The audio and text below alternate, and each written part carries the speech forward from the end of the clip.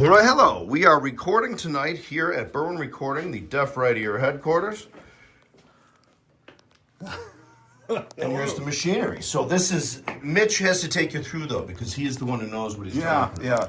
I'll be back here. A lot of like non-music content lately, but like if you're your band's gear guru, you won't find any of this interesting. But I don't know, maybe somebody will get something out of it. Yeah. So for starters, our little room that we Look at this, the Harlequin room. our little room that we rent here is what do you say, guys? Maybe like 12 by 20 or something like that. Yeah.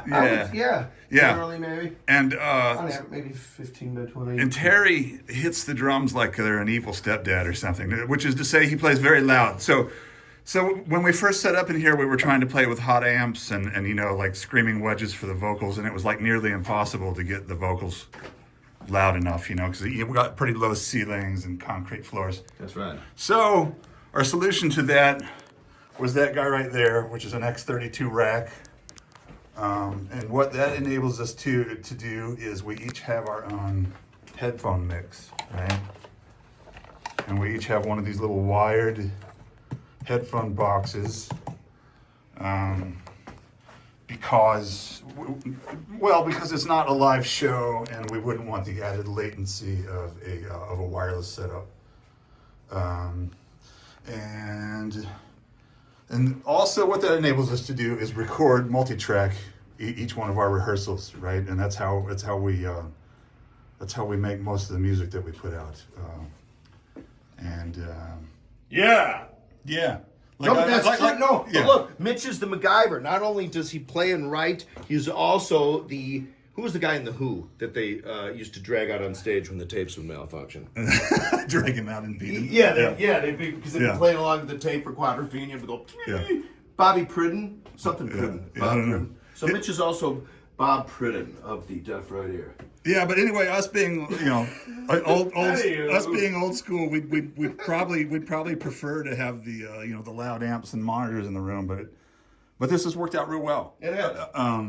So like and because of the recording, I'm using a modeler, so I don't have an amp bleeding into the vocal mics, and mic plugs direct into a direct box. And should we talk about drum mics? Let's. We have Terry likes to rock a full front head, so that can make drum miking a little bit of a challenge. But that Audix does a pretty good job. I believe that's the D6, Mitch. Is that what it is? It does say that on the song. It says D6. Yeah, that's a little dual capsule kick drum mic. And then we have some cheap MXL condenser overheads. And then we have 57s top and bottom on the snare.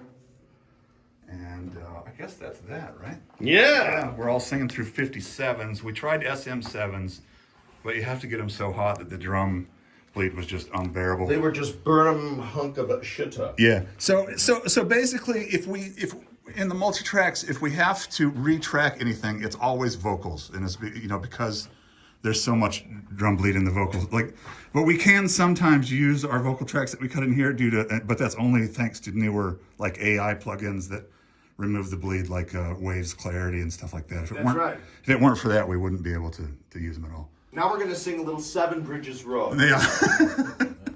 There was a time, Seven Bridges Road. It's beautiful.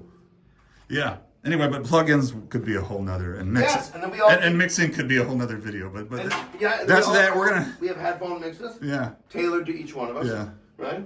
But that's that. We're gonna try and record some stuff and actually get some new music content out. Yes. Tonight. This evening. Esta noche. Anoche. Anoche? Anoche is yesterday. All right. Let's do it. Mañana.